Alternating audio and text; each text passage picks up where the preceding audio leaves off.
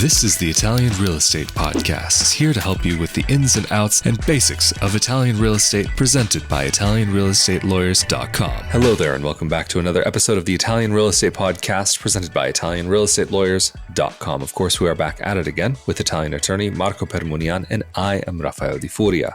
And in this episode, we wanted to talk a little bit about staying safe in Italy. Of course, as many of us know, generally speaking, Italy has a reputation for being quite a bit safer than the US, but of course, nowhere is perfect, and there will be little things that you can do to make sure that your time in Italy goes as smoothly as possible. But Marco, as an Italian, what would be some of your tips for those who might be coming to Italy for the first time?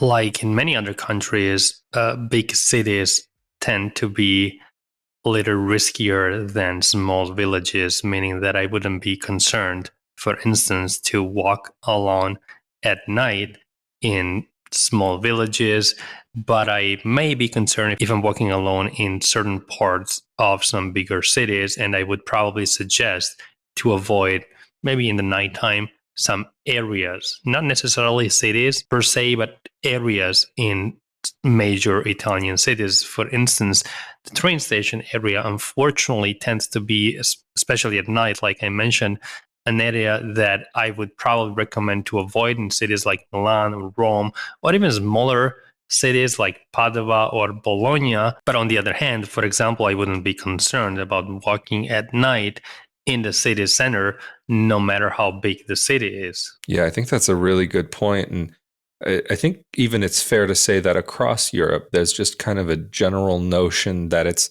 best to avoid train stations if it's not necessary, especially at night. I mean, if you are going to be traveling at night, that's a whole different story. But generally, the areas around the stations are where you will find maybe some more petty crime, or potentially you might be more likely to find those who will be selling substances that are less than legal. Yeah, and another area that I think could be compared to train stations in some cases is public parks.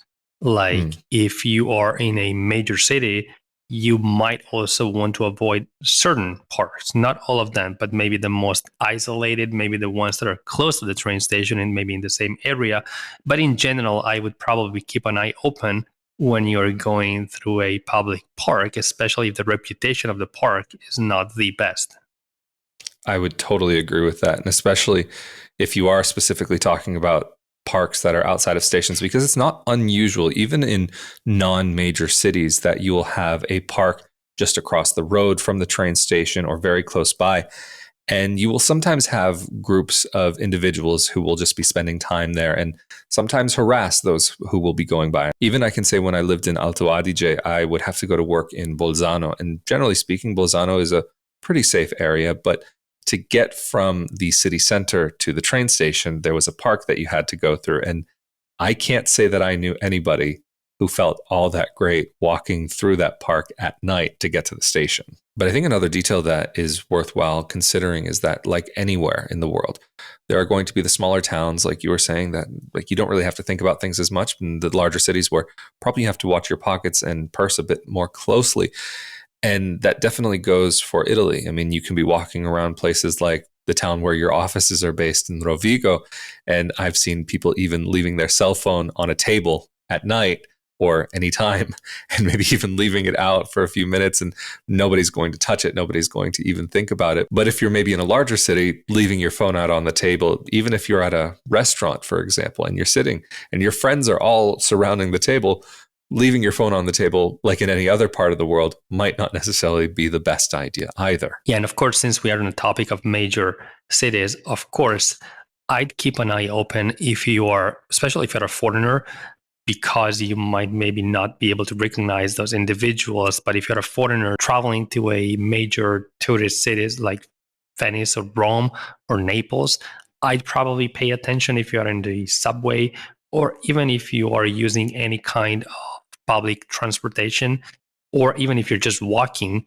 I'd be careful to your pockets. I'd seen individuals that specifically target foreigners, unfortunately, because maybe Italians, they tend to be more aware of these kind of people that are present in these crowded places and might be able to recognize them, but I'd be very careful to your pockets. Of course, a suggestion that they normally give is to keep your backpack in front of you rather than behind you, to keep your pockets closed, as well as your bag for women. And that also applies, for instance, to the ferries in Venice, which are equal to taxis or maybe buses. As we all know, in Venice, there are no cars. And therefore, I'd be careful even in those places. Yeah, I think you bring up a great point about pickpockets, especially. I mean, there are Instagram accounts and plenty of videos that I'm sure many people have seen where you'll hear a woman screaming, "Attenzione, pickpocket!" And there are sadly groups of young people who will go out and commit these crimes. And often they can be affiliated with organized crime for people who are much older, but they send out the younger people because they might just get released by the police, or they won't get as harsh of a sentence because they might be under 18, for example. So even keeping an eye open for younger people.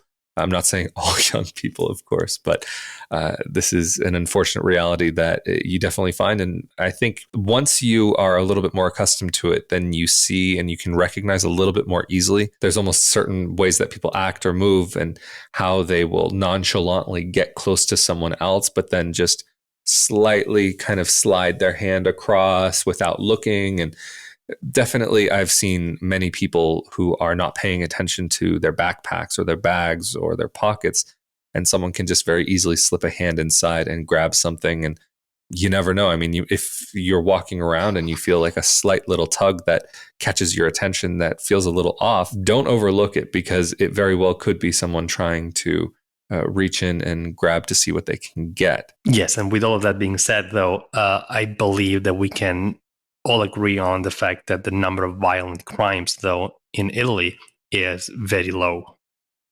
Yes, I would very much agree with that. I think even the numbers speak for themselves about what you can find in a country like the US versus Italy, with the US being close to the top of the list, sometimes in the top 5 or top 10 for certain types of crimes, whereas Italy might barely be in the top 50 for others. And on that note, it's interesting, I think, to note that even when talking about burglaries in Italy, those who are able to access houses in Italy, even if I have to say the measures that are put in place to protect homes are improving constantly, even in Italy, with alarm systems or better windows or doors that don't allow basically anybody to be able to get into your home. But in those cases where somebody is able to get into your home, it's normally at night, and the intruders normally avoid higher floors. They just go at night in the lower floors of the house in order to avoid conflict, personal conflict with anybody who is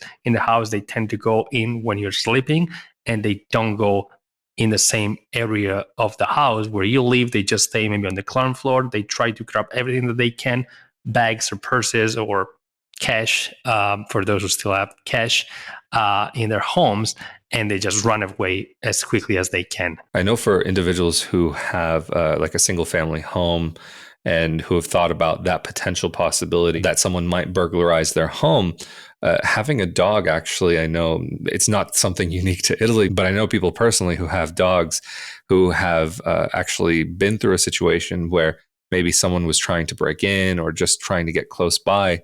And just simply because their dog was there to bark, that was enough of a deterrent to get the person to rethink their choice. And again, you mentioned something very specifically about trying to avoid conflict and thinking about a country like Italy, where maybe you have less likelihood of someone being able to carry a weapon with them. An individual who might be burglarizing your home might not be able to defend themselves. But of course, no matter where you are and no matter what you're doing, there are ways to deter those who might be trying to grab something that they shouldn't. I mean, for example, if we're talking about a home, like I was just saying, a dog could be a deterrent. Or if you are walking around with a backpack, putting a little lock on the backpack could be a great way to deter someone from trying to stick their hand into it. And also there are, I believe, stereotypes about Italy that at the end of the day don't really align with the day-to-day reality of the country that someone who is coming to visit will actually experience. I would agree with you. Although maybe on the topic of stereotypes, just regarding safety, and because we are talking about stereotypes here, driving in Italy, that might be something where people could be a little bit unaccustomed to the way that people drive. And so could you maybe give us some tips on staying safe as a driver in Italy? Like, what is the driving style? How do people tend to move throughout the streets and the roads in Italy? Unfortunately, even if there are many stereotypes that are untrue, this is probably going to be a true one, meaning that traveling in Italy by car is probably going to require some extra attention if you're not accustomed to how people drive in Italy. And I've been to other European countries, and I have to say, unfortunately, that they do a little bit better than Italy in terms of driving safely. For instance, speed limits. I wouldn't be able to say that all Italians do respect the speed limits when they drive. And also, one suggestion that I'd have probably for a visitor is to pay attention when they have to cross the street. Even if there is a crosswalk, I check twice before crossing the road. If there are cars coming, just don't assume that they will stop immediately like you would expect them to do. So just be sure that they're letting you cross the street before you actually start crossing the street. Yeah, that one in particular, I very much agree with. And I can say, though, there are certain parts of the country where maybe it feels as though it's more likely that you will be allowed to cross, that people will actually actively stop for you.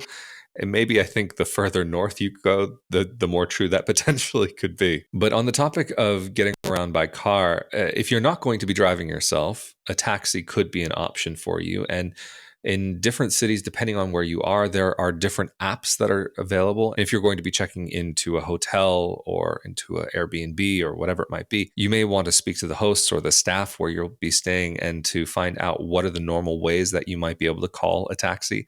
For example, in Rome is one of maybe the exceptions where you can use the Uber app, but you will still be calling a taxi. Generally speaking, these days, pretty good to be able to travel by taxi. It's much better than it has been in the past.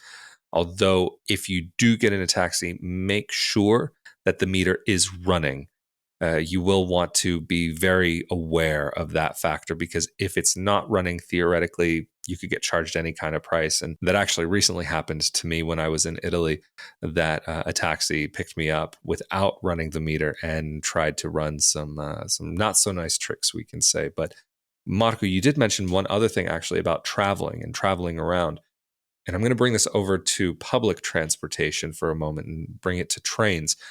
Because if you are going to be traveling by train and you're carrying luggage with you, that's another place where you will want to make sure that you're keeping an eye on your luggage. Depending on the type of train, depending how large your suitcase is, you may or may not be able to have it so close to you. In some trains where you have pairs of 2 and 2 seats together facing towards each other, like 4 seats all together with a table in between, you might have in between each grouping of 4 the ability to put your luggage underneath a seat or underneath kind of the 2 rows under the backs of the seats. But there will be trains where it might be more assumed that you'll actually have to keep your luggage by the door.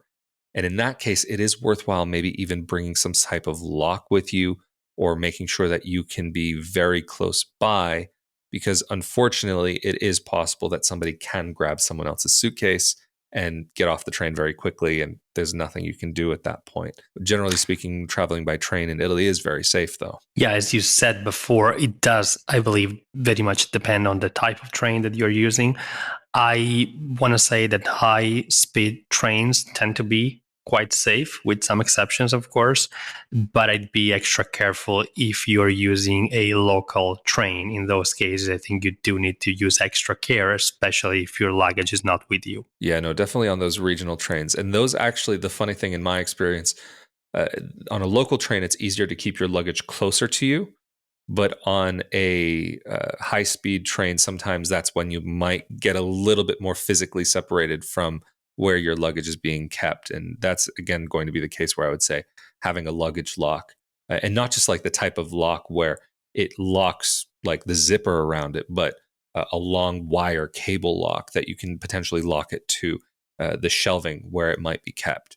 Just it's going to depend on the train. And so make sure that you do keep an eye on your luggage and your bags while you're around. But still, for the most part, we could say it's safe enough that many people do fall asleep on long train rides and don't really think so much about those types of things. But Marco, I think this is going to be a great place to round out this episode where we've been giving just some quick, simple tips for those who are wanting to make sure that they stay safe and secure while in Italy. But of course, for those who may be needing help with making Italy their home, how can they get in contact with you and your team? People can contact us through our website, italianrealestatelawyers.com. Absolutely fantastic. And of course, for more information like this and about making Italy home, be sure that you're subscribed to this YouTube channel as well as the audio-only podcast. But if you are subscribed to this YouTube channel, that means you're not only subscribed to the Italian Real Estate Podcast, but also automatically to the Italian Citizenship Podcast and Ask the Italian Lawyer, where we talk about the details and logistics of making Italy your home. And for more about life abroad and living abroad as a dual citizen expat, be sure to come over to my YouTube channel, youtube.com/Rafael Di Furia, or you can search for Not Your Average Globetrotter. And again, we have been here with Italian attorney Marco Permunian from ItalianRealEstateLawyers.com. I'm Rafael Di Furia. Stay safe and healthy out there. We will see you all next time. Thank you. Thank you.